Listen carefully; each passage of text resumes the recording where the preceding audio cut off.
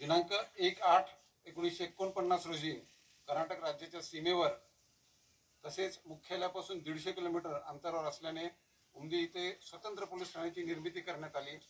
सांगली जिल्ह्यातील विस्ताराने सर्वात मोठा तालुका असलेल्या जत तालुक्यामध्ये कायदा व सुव्यवस्थेच्या अनुषंगाने उमदी पोलीस ठाण्याचे महत्त्व अनन्यसाधारण आहे।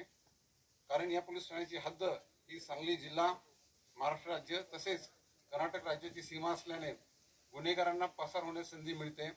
यास्तव सदर पोलीस ठाण्यामध्ये जास्तीत जास्त मनुष्यबळ नेहमी उपलब्ध राहण्यासाठी आपण या पोलीस स्टेशनची निर्मिती त्यावेळी करण्यात आली होती। आम्ही सांगली जिल्ह्याचा पोलीस अधीक्षक पदभार स्वीकारल्यानंतर जेव्हा सर्वप्रथम उमदी पोलीस ठाण्यास भेट दिली त्यावेळेला इथे निवासस्थानाची असणारी समस्या ही प्रकर्षाने जाणवली होती। त्यामुळं इथं 72 इतकं मनुष्यबळ मंजूर आहे।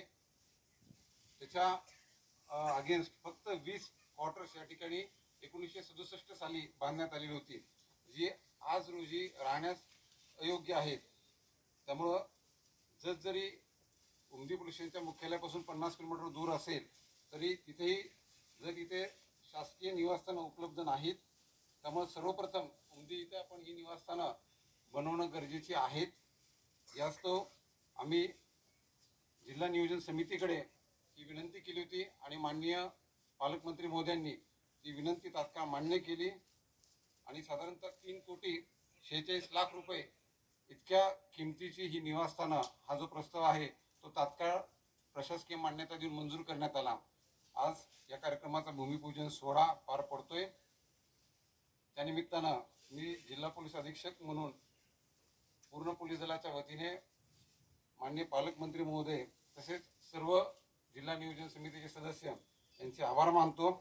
निवासस्थानाची उपलब्धता झाल्याने पोलीस ठाण्यामध्ये आवश्यक मनुष्यबळ सतत उपलब्ध असेल। तसेच या भागातील कायदा व सुव्यवस्था परिस्थिती हाताळणेही त्या योगाने आम्हाला सहज शक्य होईल। पोलीस अधिकारी व अंमलदार यांचे मनोबल सुद्धा या निमित्तानं वाढेल आणि त्यांच्या कर्तव्यावर चांगला परिणाम दिसून येईल। याबद्दल मी आपल्या सर्वांचं पुनश्च एकदा आभार व्यक्त करतो। जय हिंद, जय महाराष्ट्र।